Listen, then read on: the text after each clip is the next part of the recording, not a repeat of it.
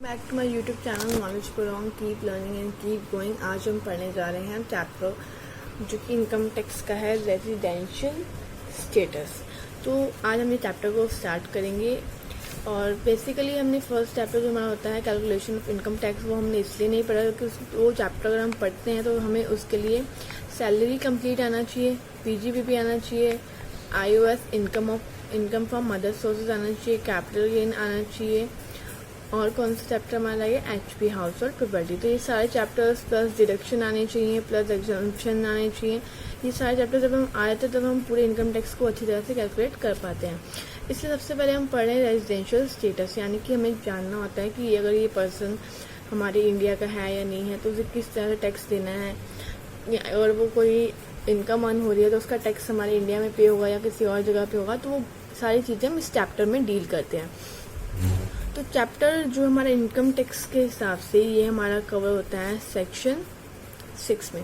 ये हमारा सेक्शन 6 में कवर होता है इनकम टैक्स के।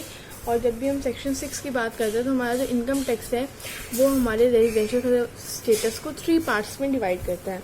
पहला होता है हमारा रेजिडेंट, या तो हम क्या है रेजिडेंट है, रेजिडेंट इसके साथ साथ आता है and ordinary resident.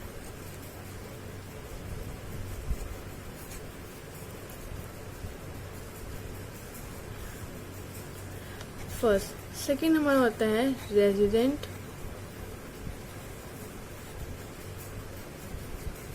But not ordinary resident. अभी हम ऑर्डिनरी रेजिडेंट का मीनिंग भी पढ़ेंगे। और थर्ड हमारा होता है नॉन रेजिडेंट।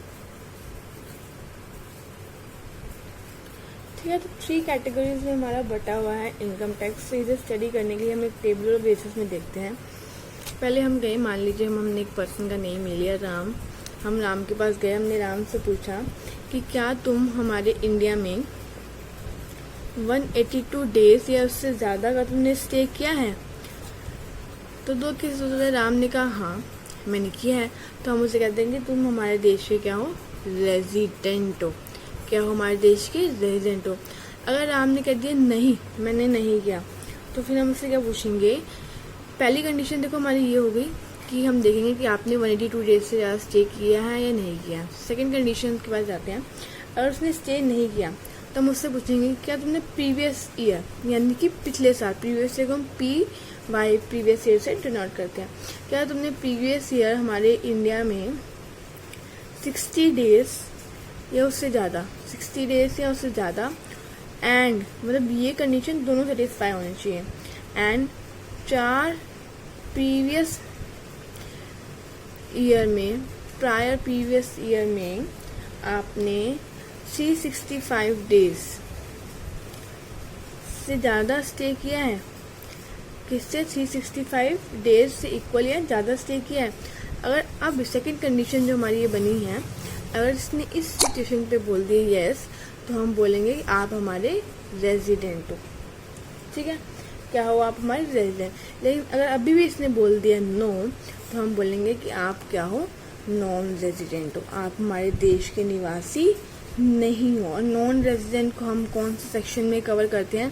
अगर हम यहाँ पे इंडिविजुअल की बात कर रहे हैं, क्योंकि फर्म के लिए भी हम चेक करते हैं, इंडिविजुअल की बात करें तो हम सेक्शन 6(1) में से स्टडी करते हैं। पहले हमने बेसिक कंडीशन देखी 182 डेज वाली, नेक्स्ट हमने देखी 60 डेज और 365 डेज वाली, और थर्ड हमने नो कर दी थी। हमारी सेकंड बेसिक कंडीशन थी। चलो नॉन रेजिडेंट आपको पता चल गया, रेजिडेंट कौन सा होता है। अब ये जो हमने ऑर्डिनरी और नॉट ऑर्डिनरी जो कॉन्सेप्ट पढ़ा था, वो उसका मतलब क्या होता है ये भी जानना बहुत ज़रूरी है। तो हम उसके लिए आगे बढ़ते हैं। ठीक है, अब हम वो पढ़ेंगे।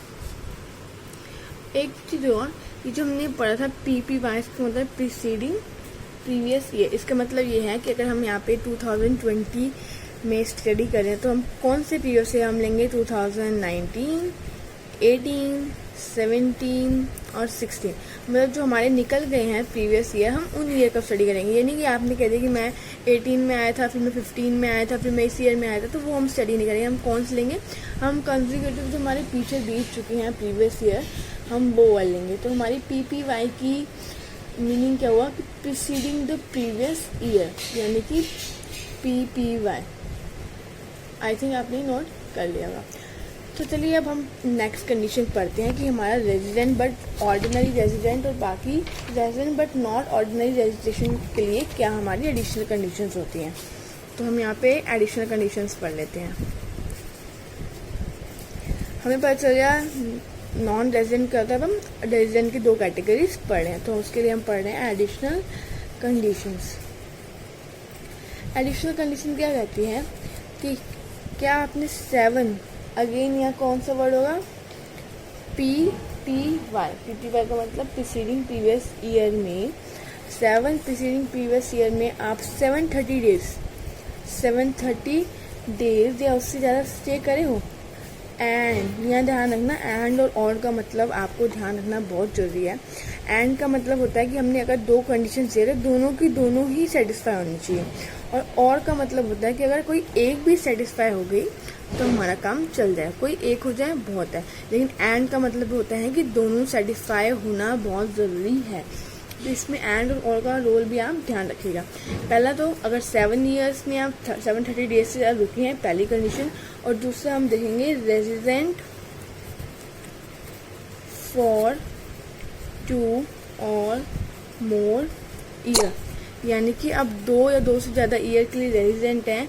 कितने में से, out of 10 preceding previous year, यानी अगर आप 10 साल में से 2 साल हमारे यहाँ के रेजिडेंट है, या ये कंडीशन ये रही है, बी कंडीशन हमारी ये। अगर आप 10 साल में से 2 प्रीसीडिंग ईयर हमारे रेजिडेंट हैं तो हम बोलेंगे कि आप कौन से हो, ROR क्या होता है हमारा, रेजिडेंट एंड ऑर्डिनरी रेजिडेंट। इसकी शॉर्ट फॉर्म होती है ROR। Resident but not ordinary registration की फुल फॉर्म शॉर्ट फॉर्म होती है RNOR, और नॉन रेजिडेंट की हमारी शॉर्ट फॉर्म होती है NR। ठीक है, अगर हमारी दोनों कंडीशन सेटिस्फाई हो रही है तो हम कहेंगे कि आप हमारे रेजिडेंट हो और ऑर्डिनरी रेजिडेंट भी हो। लेकिन अगर इसमें से कोई एक भी सिचुएशन हमारी सेटिस्फाई नहीं हो रही है तो हम कहेंगे आपको कि आप क्या हो, RNOR हो। आप रेजिडेंट हो लेकिन हमारे ऑर्डिनरी रेजिडेंट नहीं हो, तो हम क्या कहेंगे, आप हमारे रेजिडेंट हो लेकिन ऑर्डिनरी रेजिडेंट नहीं हो। तो ये हमारी 3 कंडीशंस थी, रेजिडेंट की, नॉट ऑर्डिनरी रेजिडेंट की और नॉन रेजिडेंट की। इसके बेसिस पे हम चेक करते हैं। इससे हमें पता चल जाता है कि कैपिटल रिसीप्ट्स कौन सी है और रेवेन्यू रिसीप्ट कौन सी है। ओके,